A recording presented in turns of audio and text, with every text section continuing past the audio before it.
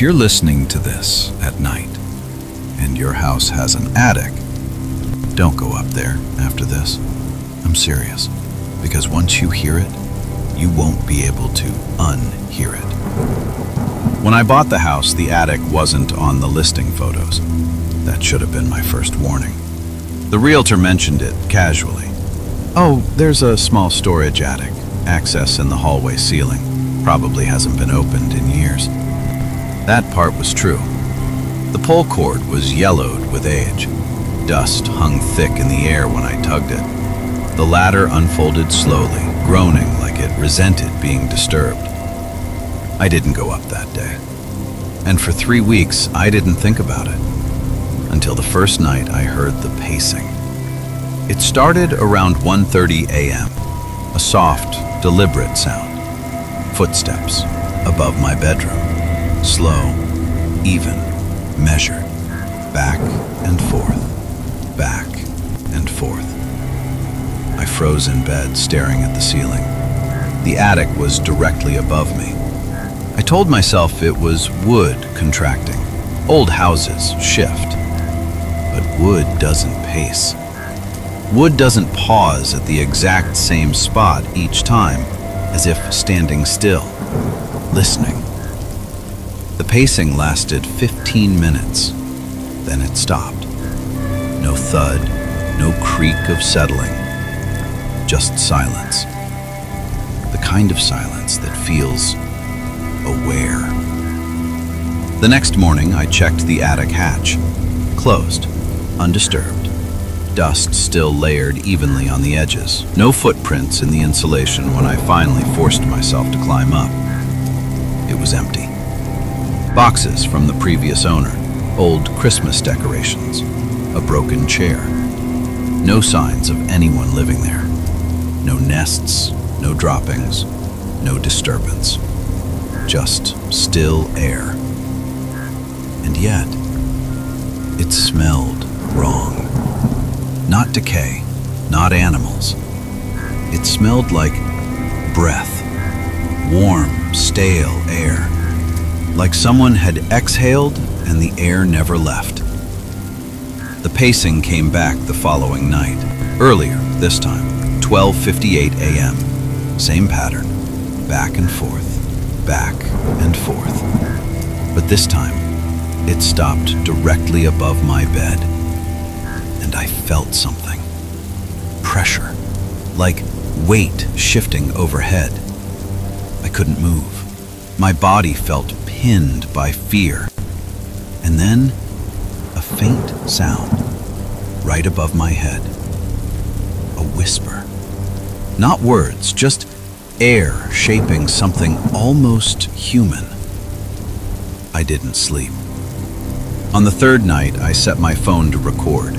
I left it on my bedside table. When the pacing started, I hit record. The footsteps were clearer than before, deliberate, heavy, definitely human.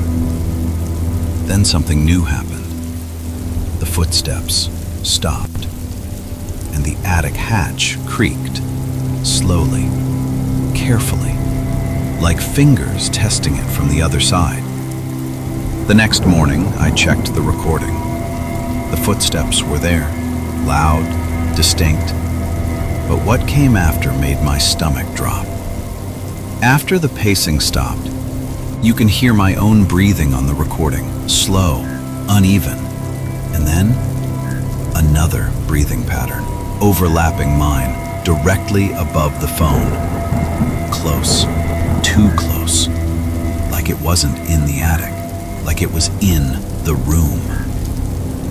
That night, I pushed my dresser under the attic hatch, just in case. At 1:07 a.m., the pacing began again, slower, dragging slightly, like it was tired or irritated. The footsteps stopped, and something hit the attic hatch, once, hard. The dresser shook. I scrambled out of bed, heart slamming in my chest. Then, 3 knocks, deliberate, evenly spaced, from the attic. I didn't respond, but something in me knew. It wanted me to. The fourth night, I made a mistake. I decided to confront it. Not because I was brave, because I was exhausted. Sleep deprivation does strange things to your logic.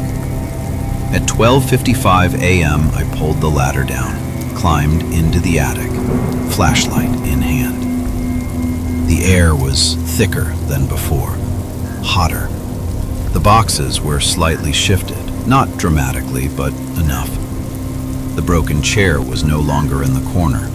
It was closer to the hatch, facing it, facing me.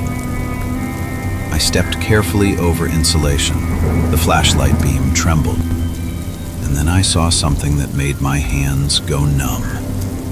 In the dust, near the far wall, footprints. Bare, human, leading to the darkest part of the attic. And stopping, as if whoever made them simply stood there for a long time. I whispered, "Hello?" Silence. Then from behind me, in the attic, close, a voice. My voice, perfectly replicated. "Hello?" I spun around.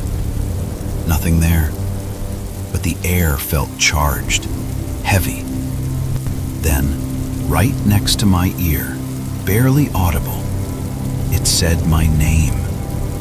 Soft, curious, like it was testing how it felt. I fell backward down the ladder, scraped my arm, twisted my ankle. I didn't care. I shoved the ladder up, locked it. And that's when I heard something I'll never forget. The sound of someone climbing down from inside the attic. Not using the ladder, using the walls. Slow, careful, descending, inside the house. That was the last night I stayed in the bedroom. I moved to the living room, all lights on, every door locked. At 2:03 a.m., I heard footsteps, not above me, behind me, on the hardwood floor, measured, slow. I didn't turn around, because deep down, I already knew something. The attic wasn't holding it. The attic was where it learned. The footsteps stopped, right behind the couch. I felt warmth against my neck. Breathing, steady, matching mine. Then, it spoke again, using my voice. "You left me up there." I ran, out the front door, didn't look back, drove until sunrise. The house was sold 3 months later. New owners, a couple with a young child. I tried to warn them. They laughed, said they didn't believe in ghosts. 2 weeks after they moved in, I saw something online, a missing persons report. The husband disappeared overnight. No signs of forced entry, no signs of struggle. Just one strange detail mentioned in the report. The attic hatch was open, and inside, they found bare footprints in the dust. 2 sets, one large, one slightly smaller. If you're still listening, and you live in a house with an attic, tonight, when it's quiet, listen carefully. If you hear pacing, slow, measured, back and forth, don't knock, don't call out, and whatever you do, don't let it learn your voice.